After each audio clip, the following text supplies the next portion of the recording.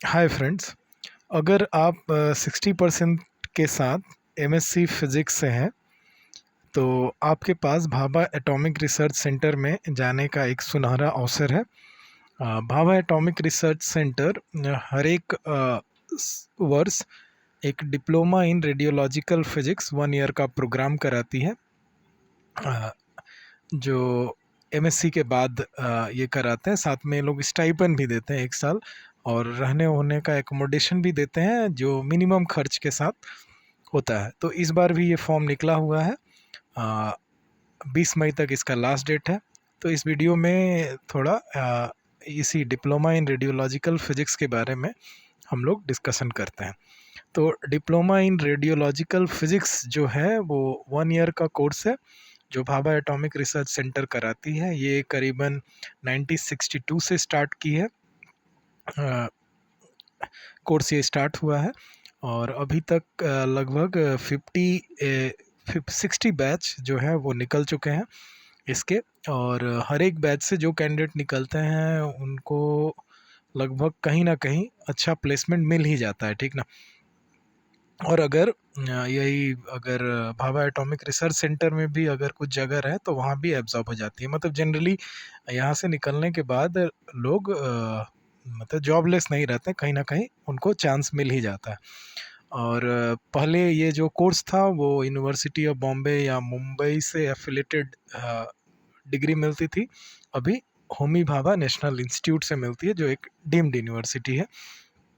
इसमें total 30 seats हैं, जिसमें से 25 जो है नॉन स्पॉन्सर्ड कैंडिडेट जो जनरल मतलब कंपटीशन से जाएंगे, वो 25 सीट रहती है। और 5 जो है स्पॉन्सर्ड कैंडिडेट हैं जो दूसरे इंस्टीट्यूट के थ्रू या कोई इंडस्ट्री के थ्रू जिनको भेजा जाता है इस कोर्स के लिए, उसमें 5 होते हैं।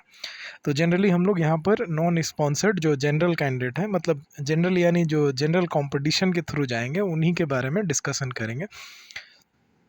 कोर्स कंटेंट मतलब जहाँ जहाँ पर रेडिएशन माने रेडियोलॉजिकल फिजिक्स का या रेडिएशन फिजिक्स का एप्लीकेशन है, उन सभी को कोर्स में इंक्लूड किया जाता है। ये थ्योरी और प्रैक्टिकल वर्क दोनों होते हैं। जो फील्ड ट्रेनिंग है या जो प्रैक्टिकल वर्क है वो 10 वीक का होता है, जहाँ पर 6 week Bhabha atomic research centre में और 2 वीक जो है वो टाटा मेमोरियल हॉस्पिटल में, और 2 week radiation medicine centre Mumbai में होता है। कोर्स जो है वो इंग्लिश वर्जन में ही कराया जाता है। और इसके लिए सबसे इम्पोर्टेंट जो है एलिजिबिलिटी क्राइटेरिया जो है कि आपका एमएससी 60% के साथ रहना चाहिए। साथ ही साथ बीएससी में भी आपका फिजिक्स एक मेन सब्जेक्ट होना चाहिए। मतलब अगर कोई बीएससी पास कोर्स से करके एमएससी फिजिक्स से किया है तब भी वो एलिजिबल होगा। और जो अपीयर्ड कैंडिडेट हैं, ये जनरली क्या है, जो मान लिया जाए कि फर्स्ट ईयर में हैं वो लोग ये नहीं दे सकते हैं। जो सेकेंड ईयर में हैं और रिज़ल्ट का वेट कर रहे हैं, मतलब एग्ज़ाम दे चुके हैं, रिज़ल्ट का वेट कर रहे हैं, या जस्ट एग्ज़ाम देने वाले हैं, रिज़ल्ट का इंतज़ार कर रहे हैं, तो वो लोग दे सकते हैं। फाइनल मार्कशीट जो है वो इसी साल के 30 अक्टूबर 2022 तक जमा कर देनी पड़ती है। और कंडीशन यही है कि 60% एमएससी में रहना चाहिए, ठीक है। तो अपीयरिंग कैंडिडेट भी दे सकते हैं, मतलब जो सेकेंड ईयर में फाइनल एग्ज़ाम बस देने वाले हैं या दे चुके हैं, रिजल्ट का वेट कर रहे हैं, वो भी दे सकते हैं। क्राइटेरिया यही है कि 60% एमएससी में होना चाहिए। अच्छा, एज लिमिट थोड़ा हम लोग देख लेते हैं। एज लिमिट जो है वो 1 अगस्त 2022 तक इस बार देखा जाएगा। मतलब ये एज का लिमिट रखा गया 1 अगस्त 2022 तक। जिनका एज 26 हो गया है जनरल में वो अप्लाई कर सकते हैं। ओबीसी में जिनका एज 29 है वो अप्लाई कर सकते हैं। एससी एसटी वाले 31 ईयर्स तक अप्लाई, जिनका एज है वो अप्लाई कर सकते हैं। और जो स्पॉन्सर्ड कैंडिडेट हैं वो करीबन 40 साल के उम्र तक अप्लाई कर सकते हैं। तो ये एज का लिमिट गया। अब सिलेक्शन प्रोसेस थोड़ा सा देख लेते हैं। तो जनरली सिलेक्शन प्रोसेस जो नॉन स्पॉन्सर्ड कैंडिडेट या जो जनरल कॉम्पिटिशन जाएंगे उनके लिए दो स्टेज में है। एक होता है हम लोग का कॉमन एंट्रेंस एग्जामिनेशन जिसको सीईटी कहा जाता है, और उसके बाद इंटरव्यू होता है। तो इस बार सीईटी का डेट जो है वो 26 2022 को रखा गया है, यानी 26 जून को है। ठीक है, संडे के दिन पड़ रहा है। और ये जो कॉमन एंट्रेंस एग्ज़ाम जो होता है वो atomic energy junior college Anushakti Nagar Mumbai में ही होगा। इसका एडमिट जो है वो 12/6/2022 तक आपको ऑनलाइन अवेलेबल हो जाएगा। वही भाभा एटॉमिक रिसर्च के सेंटर के भाभा एटॉमिक रिसर्च सेंटर के साइट पर बिना एडमिट के एग्ज़ाम में परमिशन नहीं मिलता है। और ये एग्ज़ाम जो है वो करीबन 1.5 घंटे का होता है, और जिसमें मल्टीपल चॉइस क्वेश्चंस होते हैं और नेगेटिव मार्किंग भी होता है। तो ये गई एग्ज़ाम की बात। ठीक, तो 26 तारीख को एग्ज़ाम होगा। अच्छा, एग्ज़ाम में क्या रहता है, क्या सिलेबस रहता है, ये सबसे इम्पोर्टेंट है, क्योंकि जनरली ये जो कॉमन एंट्रेंस टेस्ट जो है इसका क्वेश्चन पेपर बाहर नहीं आता है, मतलब वो वहीं जमा कर देना पड़ता है। तो सिलेबस थोड़ा सा हम लोग पहले डिस्कस कर लेते हैं। तो सिलेबस जनरली फिज़िक्स पर ही बेस्ड क्वेश्चंस रहते हैं, मतलब फिज़िक्स से रिलेटेड ही क्वेश्चन रहते हैं। जो बीएससी हम लोग का जो ऑनर्स का सिलेबस है लगभग उससे मिलता जुलता रहता है, जहाँ पर मैथमेटिकल फिजिक्स से क्वेश्चन रहते हैं, क्वांटम मैकेनिक्स से क्वेश्चन रहते हैं, स्टैटिस्टिकल मैकेनिक्स से क्वेश्चन रहते हैं, न्यूक्लियर फिजिक्स से रहता है, कुछ सॉलिड स्टेट या क्रिस्टल ग्राफी से रिलेटेड इलेक्ट्रोमैग्नेटिक थ्योरी से रहता है, physics of semiconductor device, physics and semiconductor devices से भी रहता है, वेव एंड ऑप्टिक्स से रहता है, एनाटॉमिक एंड मॉलिक्यूलर स्पेक्ट्रोस्कोपी से रिलेटेड क्वेश्चंस रहते हैं। ठीक, मैं इससे रिलेटेड सैम्पल पेपर जो है वो जल्दी ही अपने यूट्यूब के पेज पर अपलोड कर दूंगा, वहाँ से आप लोग को मिल जाएगा कि किस तरह के क्वेश्चंस रह सकते हैं या किस तरह के क्वेश्चंस रहते हैं। ठीक है, तो फर्स्ट गया हम लोग का सीईटी। सीईटी के बाद आता है इंटरव्यू की बारी। तो 26 को टेस्ट होता है, और 26 के दिन ही रिज़ल्ट निकाल दिया जाता है। ठीक ना, 26 के दिन टेस्ट होगा और उसी दिन रिज़ल्ट डिक्लेयर हो जाता है। जैसे देखिए यहाँ पर 11 बजे से टेस्ट का दिया गया है, शाम को 5 बजे आपको उसी दिन रिज़ल्ट का पता चल जाएगा, उसी वेन्यू पर, मतलब atomic energy junior college Anushakti Nagar Mumbai, वहीं पर रिज़ल्ट बता दिया जाता है। और फिर ये हो गया। उसके बाद अब जो लोग सीईटी क्वालिफाई कर लिए हैं उनका इंटरव्यू का प्रोसेस चलता है। इस बार इंटरव्यू का डे जो है वो 27/9/22 से लेकर 29/9/22 तक दिया गया है, और ये 10 बजे से इंटरव्यू स्टार्ट होगा, और ये होगा new training complex Anushakti Nagar Mumbai में। यानी जो सीईटी क्वालिफाई कर लिए उनका 27 से लेकर 29 के बीच सितंबर के बीच में ये आपका इंटरव्यू होता है। इंटरव्यू क्वालिफाई करने के बाद मेडिकल होता है, और मेडिकल के बाद आपको फाइनल ज्वाइनिंग कराया जाता है, या डिप्लोमा इन रेडियोलॉजिकल फिजिक्स में एडमिशन मिलता है। जो स्पॉन्सर्ड कैंडिडेट है उनको सीईटी नहीं देना पड़ता, वो डायरेक्टली इंटरव्यू में जाते हैं, और उसी के इंटरव्यू के परफॉर्मेंस के आधार पर ही उनका सिलेक्शन होता है। अब देखते हैं स्टाइपेंड की बात। तो एडमिशन हो जाने के बाद जो भी नॉन स्पॉन्सर्ड कैंडिडेट हैं, मतलब जो जनरल कैंडिडेट जनरल कंपटीशन से जाते हैं, उनको 25,000 रुपये पर मंथ मिलता है, और ये 1 वर्ष तक लगातार पर मंथ मिलता है 25,000 करके।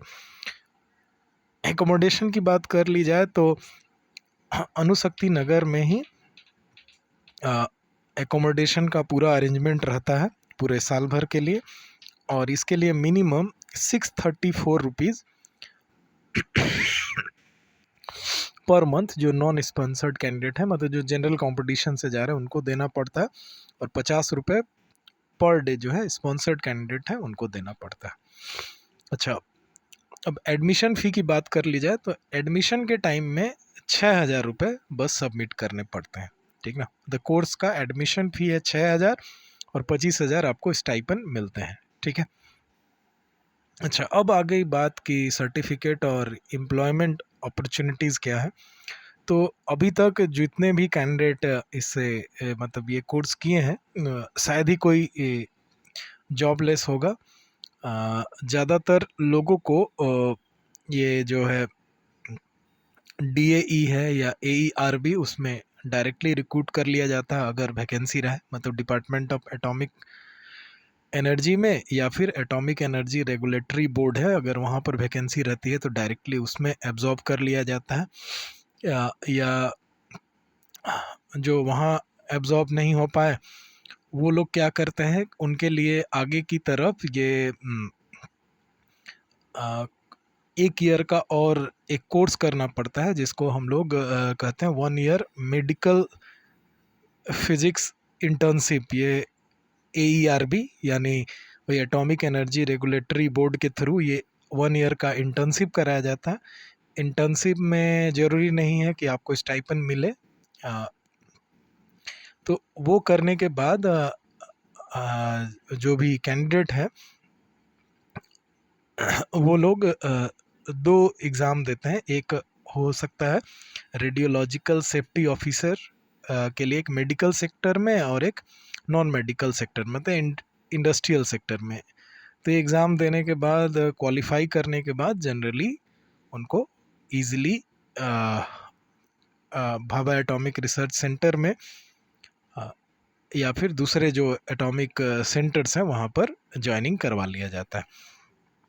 इसके अलावा भी बहुत सारे हॉस्पिटल में, देखिए जनरली ये कोर्स के 2 पार्ट हैं, मतलब जो भी ये कोर्स करवाया जा रहा है इसमें 2 पार्ट हैं। एक जो है मेडिकल सेक्टर है और एक इंडस्ट्रियल सेक्टर है। मेडिकल सेक्टर मतलब जहाँ पर हम लोग रेडियो फिजिक्स के हेल्प से बहुत सारे बीमारियों का इलाज, जैसे कैंसर वंसर ये सब का इलाज किया जाता है।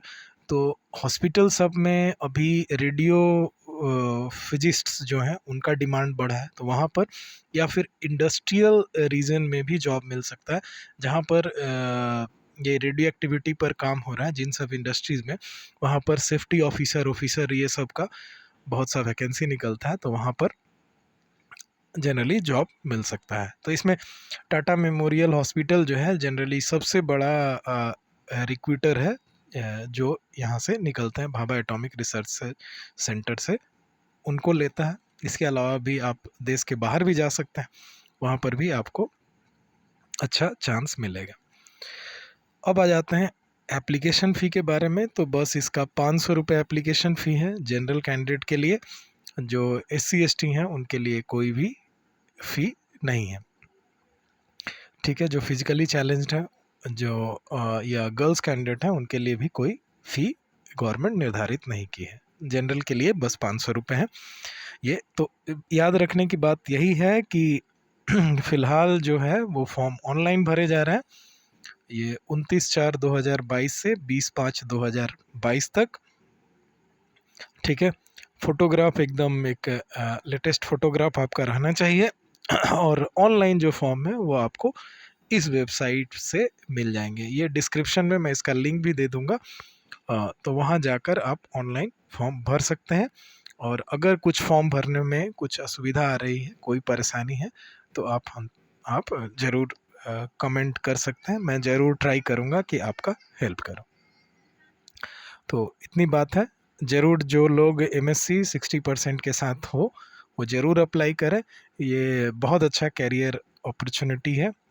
और भाभा एटॉमिक रिसर्च सेंटर हम लोग जानते हैं भारत के प्रीमियम इंस्टीट्यूट्स में से एक है, तो वहाँ रहने, काम करने, कुछ सीखने का अवसर मिलेगा। ये अपने आप में बहुत बड़ी बात है।